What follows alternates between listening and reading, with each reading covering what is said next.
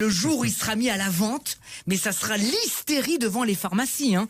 Comme dans les Lidl, tu sais, le jour d'une promo sur la Nutella, tu sais. On verra aux infos la foule qui se jette dessus, tu sais, au ralenti. Non, pousse-toi, salope. Je l'avais vu avant mon vaccin. Willy Revelli met les points sur les i, matin, midi et soir, sur votre France Bleu ou francebleu.fr. C'est l'hystérie autour des vaccins. Je crois que la dernière fois que quelque chose avait provoqué autant d'excitation lors de sa sortie, c'était pour le nouveau lifting de Michel Sardou. Va-t-il être réussi? Sera-t-il efficace? Exactement les mêmes questions qu'on se pose sur le vaccin. Alors pour le moment, c'est toujours Pfizer qui tient les rênes, suivi de près par Moderna qui rattrape son retard et AstraZeneca qui ferme la marche. On dirait une course au PMU, dis donc, hein. Pour voir les résultats des vaccins, il faudra acheter Tiercé Magazine. Je pense que je vais mettre un petit billet sur Pfizer. Moi, j'aime bien le nom. Alors, apparemment, il devrait coûter 20 €. C'est quand même pas donné, hein. Moi, je pense que je vais attendre le Black Friday pour l'acheter, ce vaccin, hein. Non, mais le jour où il sera mis à la vente, mais ça sera l'hystérie devant les pharmacies, hein. Comme dans les Lidl, tu sais, le jour d'une promo sur la Nutella, tu sais.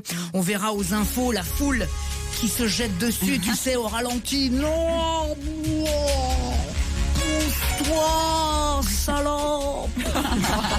Je l'avais vu avant mon vaccin.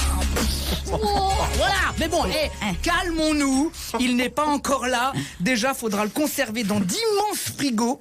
Et comme c'est en priorité pour les personnes âgées, près du bac à légumes. Alors certains disent, oui, on n'est pas sûr qu'il soit efficace sur notre santé. Et alors, Marc Lévy, on n'est pas sûr qu'il soit efficace sur la littérature.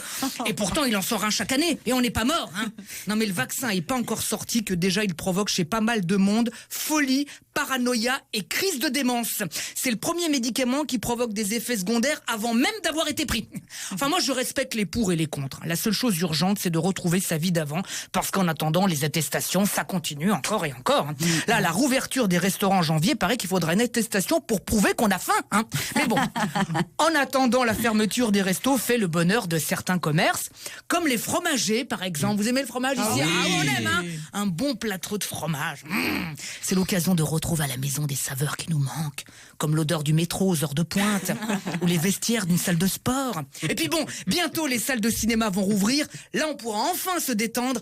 Ah, j'ai trop hâte d'aller voir Les Bronzés font pas de ski.